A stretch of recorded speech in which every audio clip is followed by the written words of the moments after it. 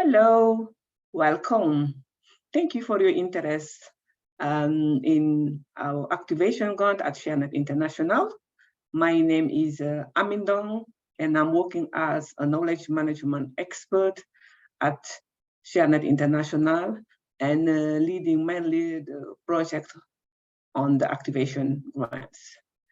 Our presentation today is about the main process of the activation grant at ShareNet International.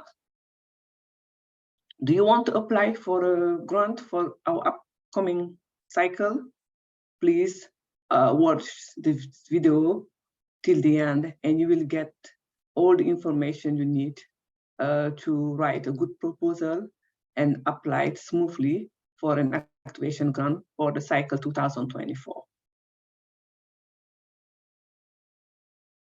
The main objectives of this presentation, as I've already mentioned, is to share information about our participatory grant-making process at ShareNet International. And this is the outline we will follow. First, we will introduce our topic, and this will be followed by talking about the priorities and criteria, and then we will discuss the application process itself, how to apply for a grant, and as well how the selection process goes. And before concluding, I will share with you the timeline with the main date you need to add to your agenda for this upcoming cycle. To begin with, when you hear activation grant, probably the first question you ask yourself is, what does activation mean? For us at ShareNet International, activation grants is to activate the stakeholders' ability to really understand how complex and relevant is a wide range of SRHR teams. But also, we want to activate knowledge itself, so it can impact and cover a comprehensive SRHR agenda. And the third meanings of this activation for us at ShareNet International is we want to really activate the mind and souls of the people who dedicated their lives to providing SRHR services. And lastly, but not the least, we want to activate communities that are often not prioritized by or with limited access to SRHR funding. So that's in a nutshell what at ShareNet International we mean by activation. Now, how this activation grant contributes to our main objective at ShareNet International. These grants contribute to our objective by giving a better access to SRHR information and knowledge to policymakers, practitioners, and researchers. But also, we want that at ShareNet International, researchers address scientifically, politically, and practically relevant knowledge gaps in SRHR.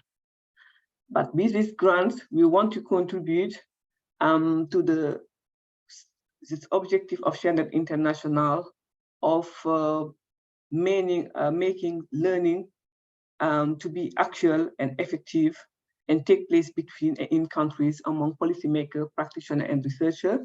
But also we want that knowledge is applied to evidence-informed SRHR program, policy, and practice. So, and our activation grant have a total budget of 200,000 euro this year, with a maximum amount per grant of 25,000 euro.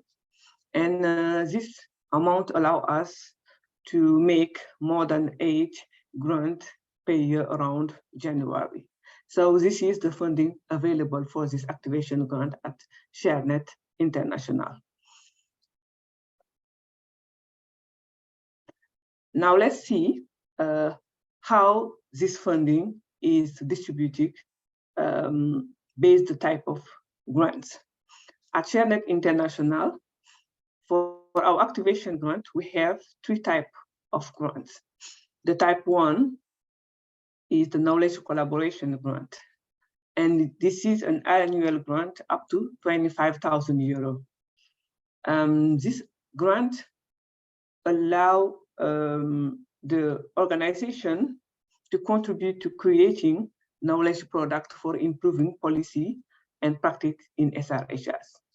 As its name indicates, collaboration, we want more than 2 organizations, at least, and with a max of 4 to collaborate around one proposal for this application grant. That's why it's called collaboration grant.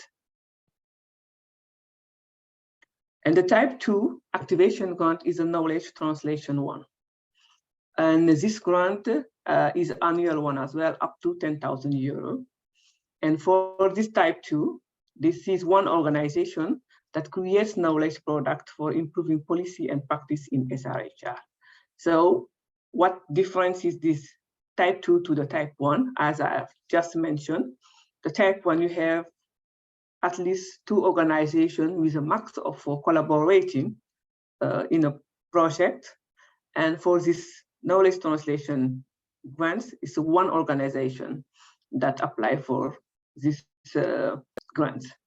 But the aim of these 2 type, meaning the 1 and 2, are to improve policy and practice in SRHR.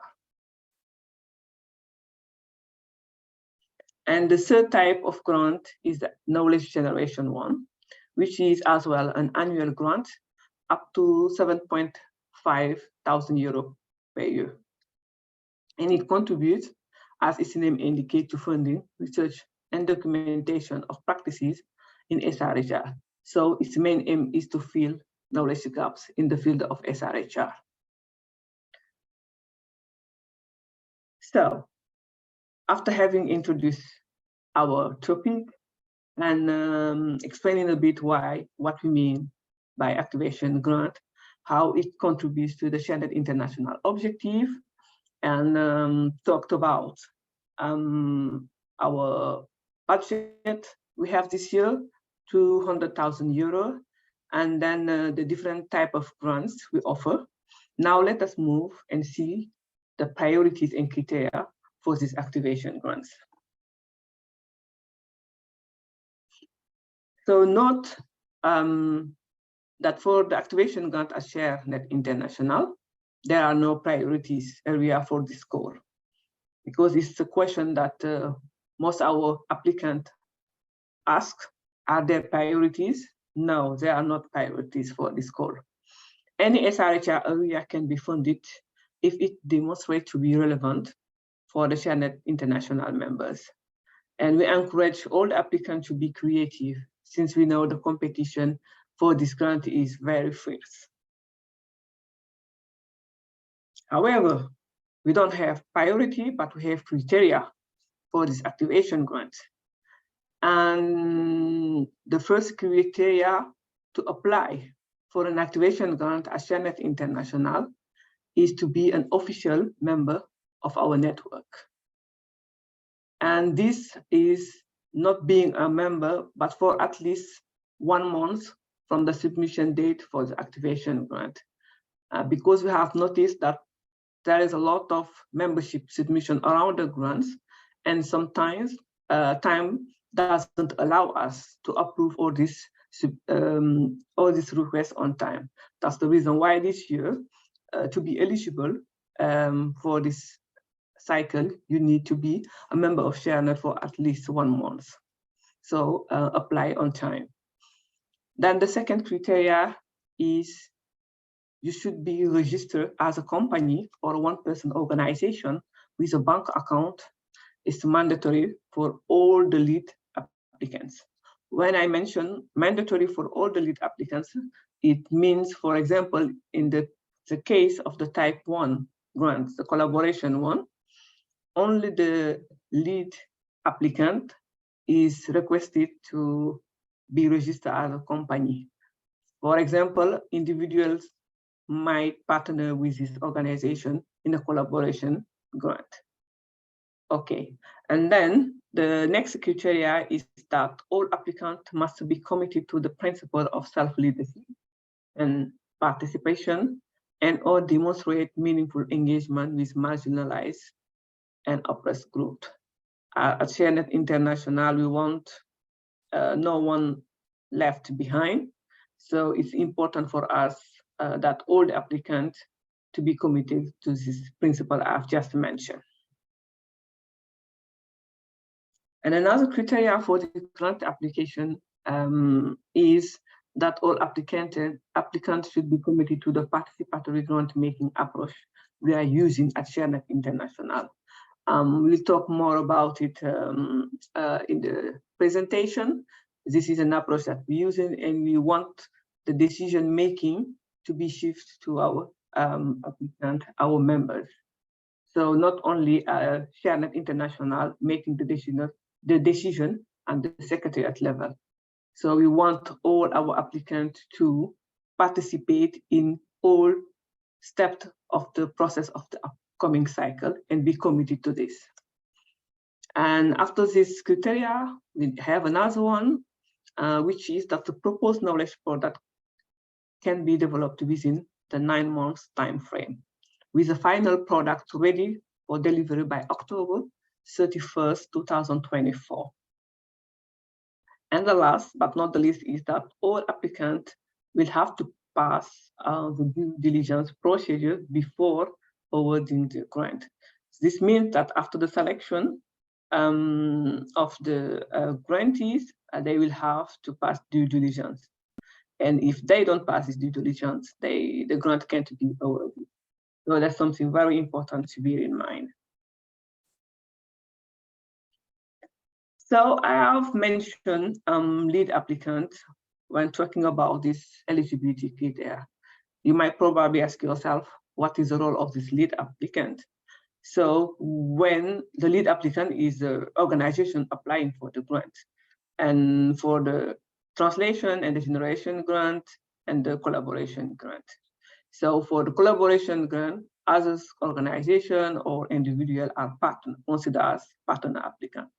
So as a criteria mentioned, it should be a ShareNet member, should have a bank account where the organization can receive errors, and this organization will be the focal point of ShareNet International for all our communication. This organization will be responsible as well for reaching the deliverable of the project on time and in good quality, and as well responsible for the narrative reporting by the end of the project. And besides this organization should be able to subcontract co-applicants in the case of the type 1 activation grant, and as well be able to transfer funds to co-applicants in their country. For example, if one organization from country A is partnering with another organization in country B, this organization, the lead applicant, should be able to transfer funds from to these co-applicants in their countries. And besides this eligibility criteria, we have some points that I would like to highlight here to make it clear for the applicants that at ShareNet International, for this activation grants, we do not fund the current grant holder of our ShareNet International, meaning the current grant is of the activation grant from our sharing project and from the co-creation conference. But also we do not fund organizations based in Cuba, Iran, North Korea, Sudan, and Syria. And host organization of ShareNet hubs are not funded with these activation grants because they have their own budget. And also we don't fund general organizational work. And that's very important when writing your proposal to justify it clearly. And another point we do not fund is excessive budget request. For example, if you click on, you choose the option for a translation grant, the budget should not be more than 10,000 euros. Yeah, otherwise we can fund it.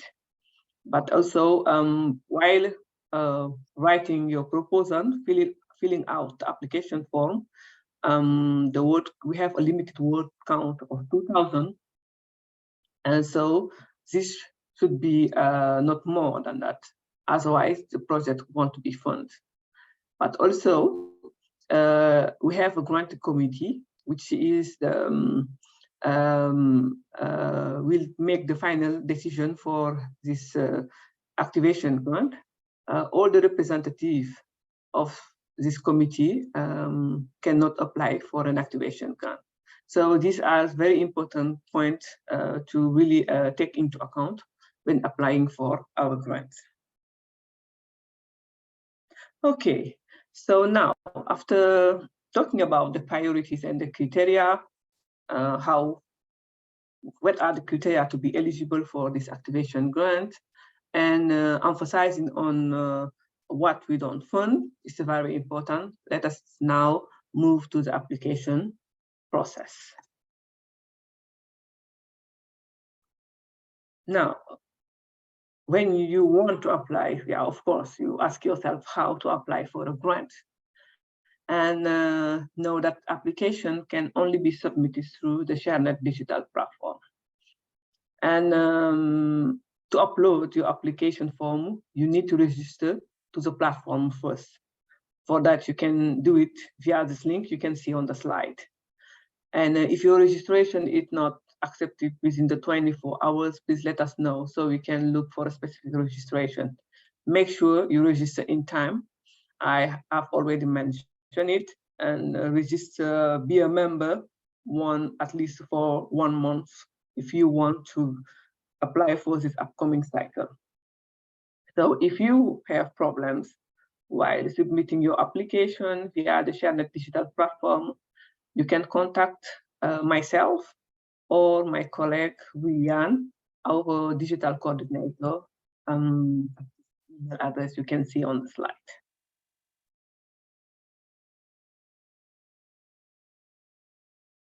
So to apply, you need to be logged into the digital platform.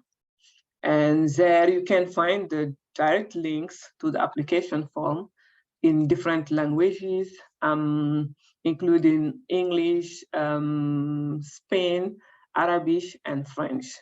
And unfortunately, we don't have this application form in other language, but only in these 4 languages. And then know that you can save and view your application form as many times as you want before submitting the final version, which means that you can fill out one part today and then save it and come another day, complete the application form. But make sure to submit it on time before the deadline of the call. And this is in a more explicit way how it looks like on the digital platform for maybe those who are very new to the platform. And then you can see if you want to return to your application later, go to my activities section of your profile and click on the submit edit button to access your application.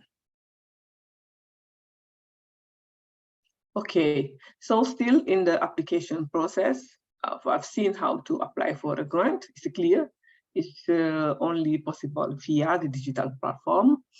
I want to talk now about section in the application form, which is the financial condition, which is very important. And I will make another video explaining step by step how to fill out the application form. But for now, I want also to give more information about this financial condition because a lot of applicants are a bit confused regarding this point. And know that for this financial condition, the following are applicable for the budget. And for this activation grant, we do not request a full budget detailed in the application phase. We just request an estimated amount to realize your project compatible with the idea. And please be clear about why you need the money. It's very important for us to know that, and how you plan to spend it. And know that you may not receive the full amount that you have requested. For example, if you want certain amount for something that we think is not really responding to the proposal or what you wrote in the proposal, you might not receive the full amount that you requested. So be that in mind, that it should be aligned. Okay, so first let's talk about what are the staff costs, what should be this staff cost, and that they must be an actual salary cost of, for example, the personnel that will work for this project. And you have to specify per sub-applicant, per name, task, including the time investment and allocated costs.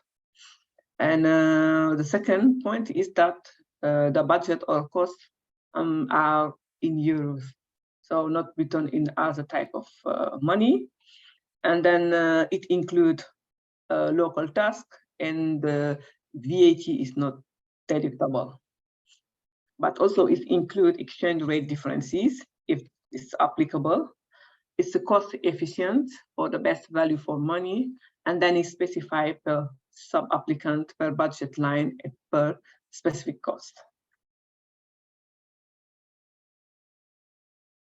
The third point regarding this financial condition, which is very important, is that only the direct costs are eligible. The costs are mandatory for the deliverable in the proposal. So I have just mentioned it.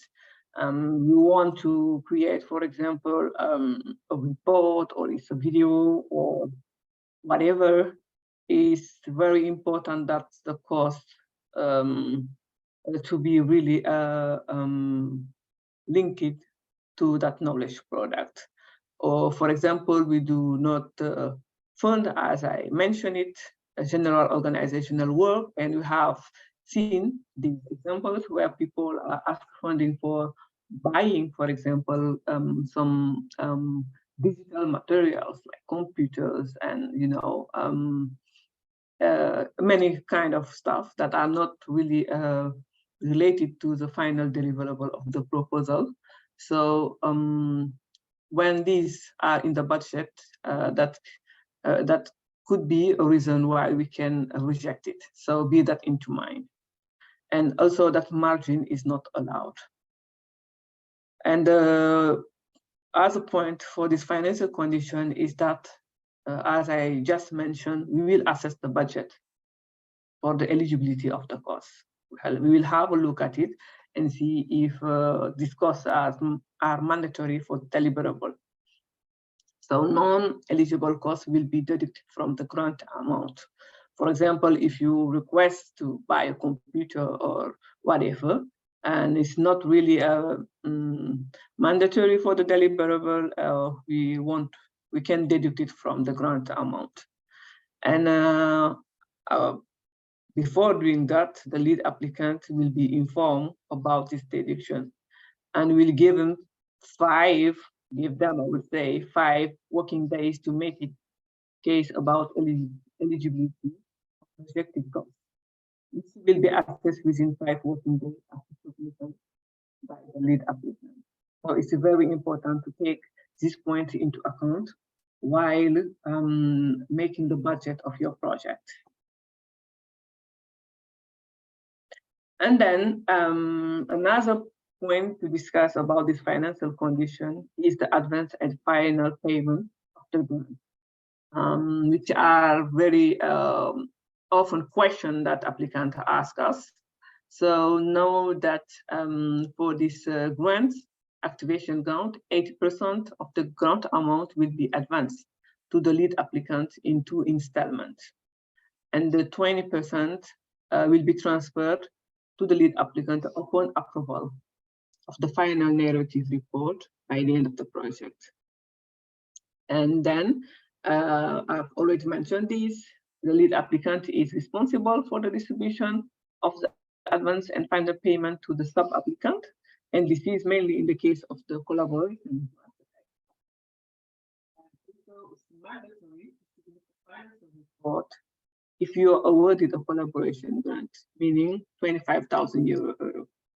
For the translation and the generation awarded grant, it will be in the form of the report is mandatory after the initial approved budget. Okay. Okay, now let us go to the next step after having talked about the application process, how we apply for a grant, and emphasizing a bit on the financial condition. So how does the process go for this activation grant at SRHR International? For the activation grant, we use a participatory decision-making process. And this means that we want our members, our whole network, to make the decision for this grant and not taking the decision from the secretariat level. We want our member to participate in all the steps of this process and have this word to say. So in this selection process, all the applicants for each other application. So it's a participatory. One of the value of SRHR International is trust. As a network, or as a network, we trust each other, and that's the reason why applicants themselves. And the grant list, then we select the top 20 application. And this means that who higher the application score, or who high is the chance that they are selected in this top 20 application. And then this top 20 application will make the final grant selection at the grant committee. So this is a bit how it looks like, the different steps of the selection process. So first step is like after checking the eligibility criteria for all the application, and this will be done by the SRHR International Secretariat. This application are sent to the applicant who will review them and score them. Thereafter, as I mentioned, the grant list will select the top 20 application, and I will make sure that each hub get at least one applicant going to the grant committee, which means that it's the application with the highest score for this hub. And as you already know, at SRHR we have 7 hubs. We have the hub from Burundi, Burkina Faso, Bangladesh, Colombia, Ethiopia, Jordan, the Netherlands, and the pool of the SRHR International member, which means our members that are not affiliated in one of these hubs. After that, we have a final decision organ, which is the grant committee. And this grant committee is composed by representatives from the hubs. They will review the top 20 application during a meeting and agree on the final list of this upcoming cycle. And then the final selection, for this final selection, at least one grantee with the highest score per hub and per SRHR International group will be selected. And for the rest, we take into account the score. So that's in a nutshell how the selection process will look like for this upcoming cycle. And here I want to mention and announce, I would say, a new procedure for this upcoming cycle. This year, during the grant committee, the grantee, the applicant themselves will pitch for their proposal. So bear that in mind that if you apply for an activation grant, if you are selected in the top 20, you will join this committee meeting and pitch for your proposal in 2 minutes. So that's something that's important to know. and to get prepared. Okay, so you have this selection process as I have just described it, and maybe you are wondering which criteria, assessment criteria, this peer review or applicant you will use for scoring the application. I want to read through all of them, but you can see on the slide, these are the criteria that you will base on to assess this proposal. So we have a peer review sheet that will be shared with all the applicants during the scoring periods. So in this peer review sheet, you can find this criteria you will base on to score your fellow applicant, the application of your fellow applicant. So we have these three here, and then for the next slide.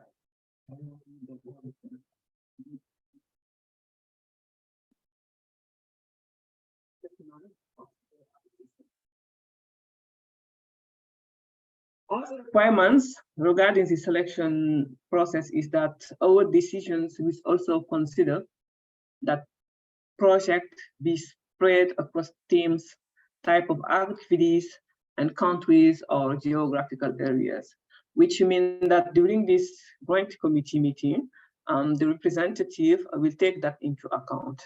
Even I mentioned that grantees will be selected based on their who high is their score, but also we take that into account to ensure that the list of the grantees is very diverse and inclusive. Also, it's important to know that conflict of interest will be identified and relevant people will be removed from specific discussions and decisions for the grant committee. So we make sure that these representatives have no conflict of interest concerning this proposal that would be pitched during the committee. All right, so let us move to the next point before conclusion. After talking about the selection process now, we know which approach we use at SRHR International, which is participatory, and how the selection goes as well. Now let's see when you are selected as a grantee for this activation goal, what are the next steps and what are the important dates to put on your agendas during this cycle. Okay, you are selected. What happened is that the grantees selected will receive their grant letter. At SRHR International, we don't sign a contract, but we send a grant letter and we request to send the invoice for the first installment. As I mentioned, we will pay the 80% in 2 installments. So right after the selection, they will receive the grant letter, acknowledged for this reception and confirm acceptance of the grant, then send the first invoice for installment. And we will start the implementation on February 2024. Sorry for this mistake. And then have a kickoff conversation. What does this mean? That means at SRHR International, we don't just send the fundings to our grantees and forget them for 9 months. By the end of the project, the aim is to monitor this project. The aim is to support our grantee to work with them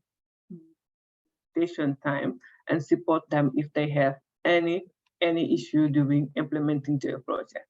So for that, we have what we call support manager, which are the hub coordinator and members of the SRHR Secretariat that will accompany these grantees during this process. It will be their SRHR focal point. If they have questions, they can directly talk to the person. So before starting your implementation, this grantee will have a kickoff conversation with the SRHR focal point.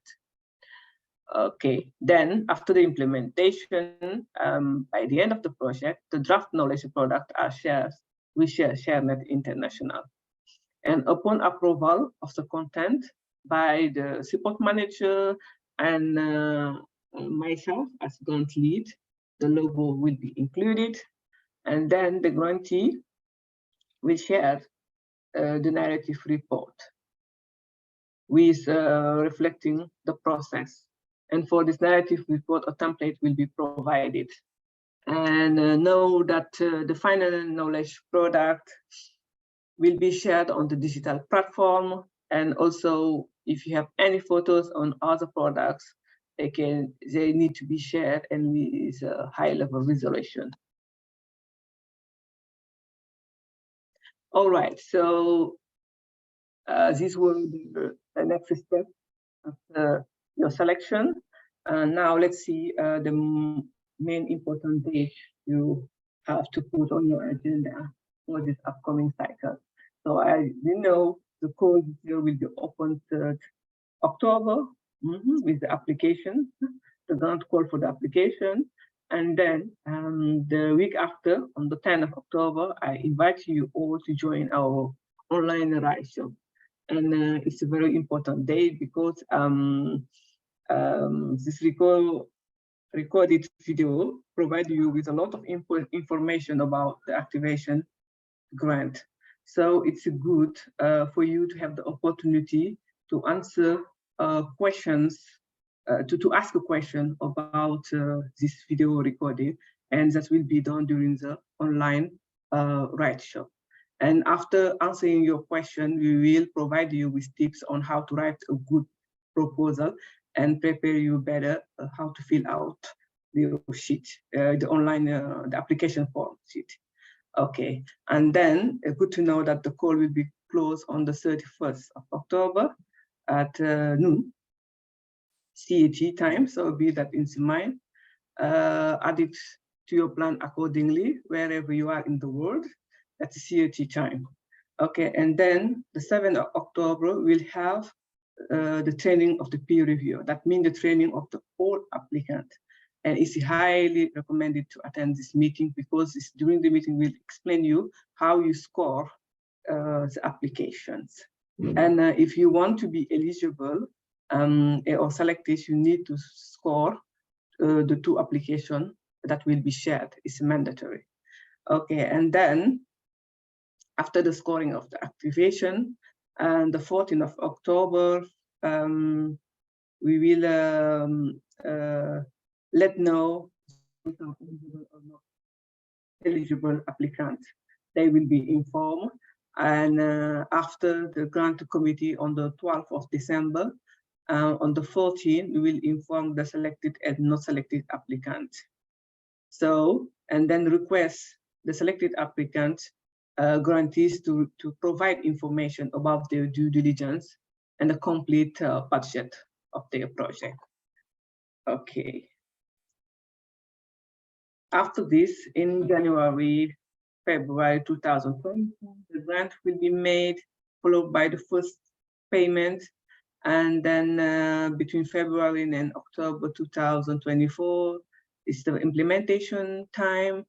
And we request grantees to send their narrative at least 14th of October 2024. And the 31st of October, the final payment will be made upon completion of their product. Okay, yeah. So now we are at the end of our presentation. And yeah, I would say thank you for watching this video and your interest in the ShareNet International Activation Grant. If you have any question, you can, at this stage, please contact me, myself at the email you see on the slide, or if you have some technical question, you can write it to the ShareNet email info@sharenetinternational.org. Thanks a lot. And see you on the 10th of October at the right shop. Bye.